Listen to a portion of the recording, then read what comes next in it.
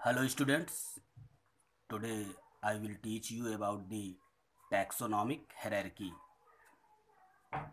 Taxonomic hierarchy ये क्या होता है? इसे हम वर्गीकी पदानुक्रम कहते हैं। वर्गीकी पदानुक्रम, तो ये पूरा लिखा हुआ है यहाँ पर आपके सामने। इसको हमने ट्रिक से याद करने के लिए प्रयास किया है बनाने का।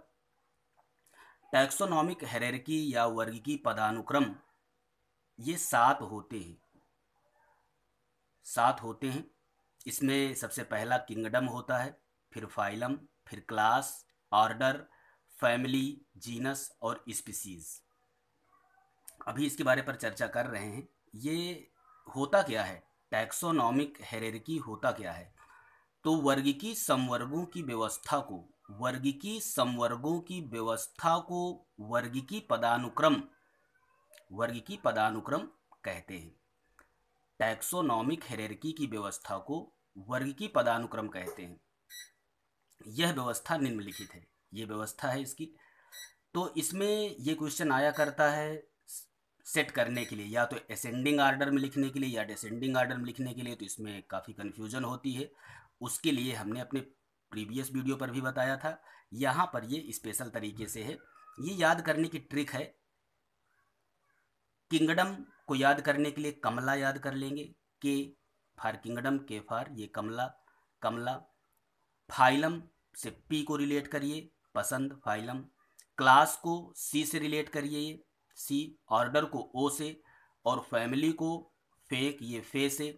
जीनस को जेब यहाँ पर लिखा गया है, जे, जा, जीनस यहाँ से रिलेट करिए। और से का मतलब स्पीसीज। तो यहाँ पर एक निमोनिक बनता है ये कि कमला पसंद सीओ फेंक जेब से। मतलब सीओ है कोई, सीओ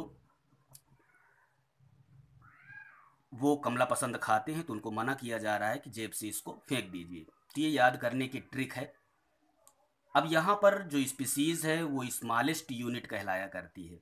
स्पीसीज स्मॉलेस्ट यूनिट है। ये पूछा जाया करता है कि टैक्सोनॉमिक हायरार्की पर स्मॉलेस्ट यूनिट कौन सी होती है? तो स्पीसीज स्मॉलेस्ट यूनिट होती है।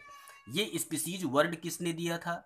तो this species term given by John रे, इसको जॉन रे ने दिया था।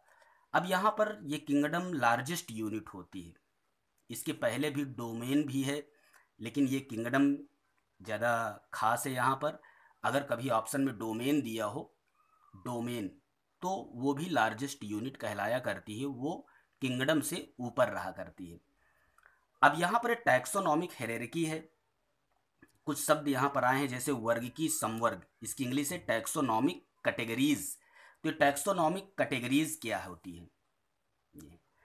एनिमल एंड प्लांट के क्लासिफिकेशन में प्रयुक्त पद या श्रेणियां वर्गीकी संवर्ग कहलाते हैं, टैक्सोनॉमिक कैटेगरीज कहलाते हैं। और ये किंगडम से स्पीसीज तक चलता है। मतलब जब हम क्लासिफिकेशन करते हैं तो जो शब्द यूज किए जाते हैं, ये 7 शब्द जो लिखे हुए हैं, क्लासिफिकेशन करने पर इनका जब यूज होता है तो ये शब्द जो हैं, ये शब्द ही टैक्सोनॉमिक कैटेगरीज कहलाते हैं। और इनकी व्यवस्था को ही हम वर्गीकी पदानुक्रम कहते हैं। यहां पर एक शब्द और आता है, टैक्सॉन। टैक्सॉन क्या होता है? एक विशिष्ट संवर्ग पर उपस्थित जीवधारियों के समूह को टैक्सॉन या वर्गक कहते हैं। इनमें बड़ी कंफ्यूजन रहा करती है, तो आप क्लियर तरीके से जान लीजिए। एक विशिष्ट संवर्ग पर उपस्थित, संवर्ग कौन से हैं? ये सब संवर्ग हैं।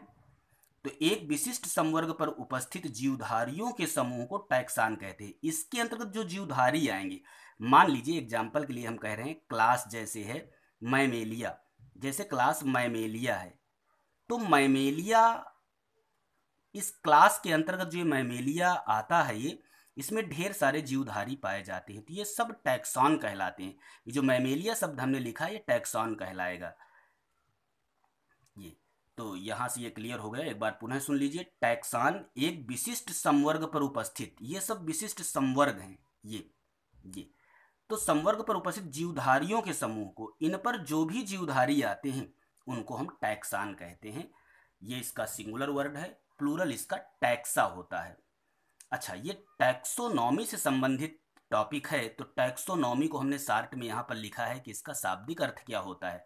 टैक्सिस माने होता है ऑर्डरली अरेंजमेंट, मतलब क्रम से व्यवस्था, क्रमिक व्यवस्था।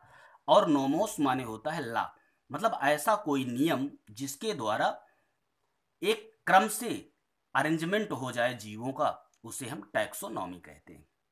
यहाँ पर टैक्सोनॉमी से संबंधित कुछ और चीज़ें लिखी हुई हैं। डिफिनीशन लिखी हुई है कि टैक्सोनॉमी क्या होती है। तो बायोलॉजी की एक ब्रांच होती है जिसमें जीवों के identification identification nomenclature and classification की स्टडी की जाती है। इसे हम टैक्सोनॉमी कहते हैं।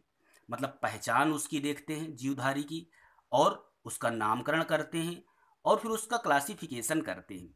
ये पूरा जिस ब्रांच के अंतर्गत स्टडी की जाती है उसे हम टैक्सोनॉमी कहते हैं।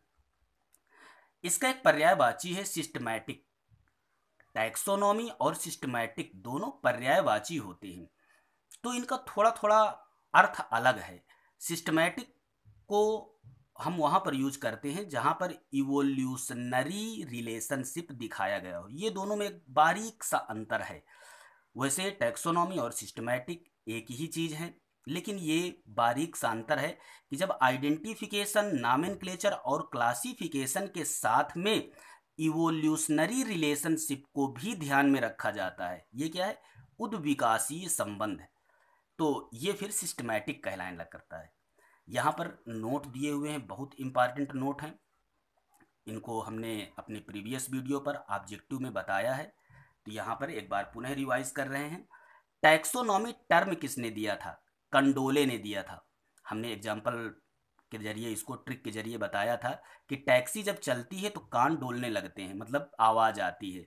तो टैक्सोनॉमी टर्म कंडोले ने दिया। लेकिन वहीं पर फादर ऑफ टैक्सोनॉमी अगर पूछ ले तो फिर लीनियस है फादर ऑफ टैक्सोनॉमी। बड़ा कंफ्यूजन रहता है यहाँ पर। अब देखिए सिस्टमैटिक में है, सिस्टमैटिक टर्म किसने दिया है? तो लीनियस ने सिस्टमैटिक टर्म दिया है। जरूर देखिए एक ही है, पर्यायवाची है, लेकिन इस शब्द को कंडोले ने दिया है और सिस्टमैटिक टर्म को लीनियस ने दिया है।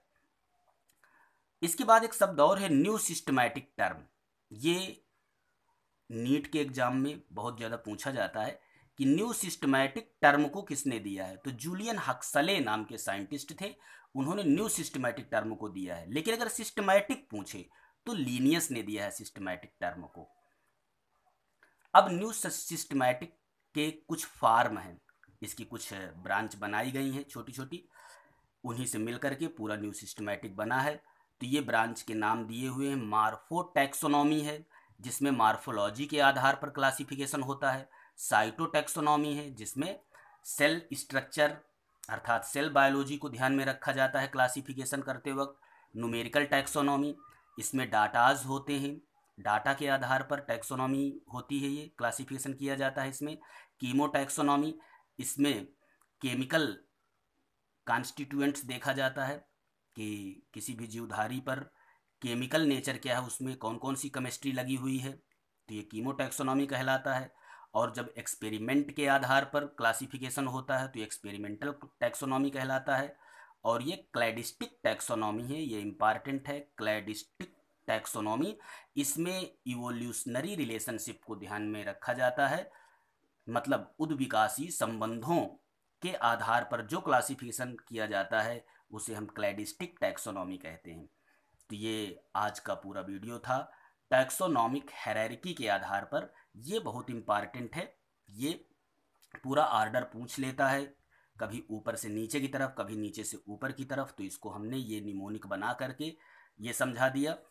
और इसके बाद इसमें ये टर्म बहुत इंपॉर्टेंट है, ये टर्म आप एकदम रट्टा मार लीजिए इनको, ये टर्म इंपॉर्टेंट है। बस ये खास पॉइंट थे इस पर। तो आप चाहें तो इसकी स्क्रीनशॉट भी ले सकते हैं, इसीलिए हमने ये सब इसमें एक ही पेज पर सब कर दिया है।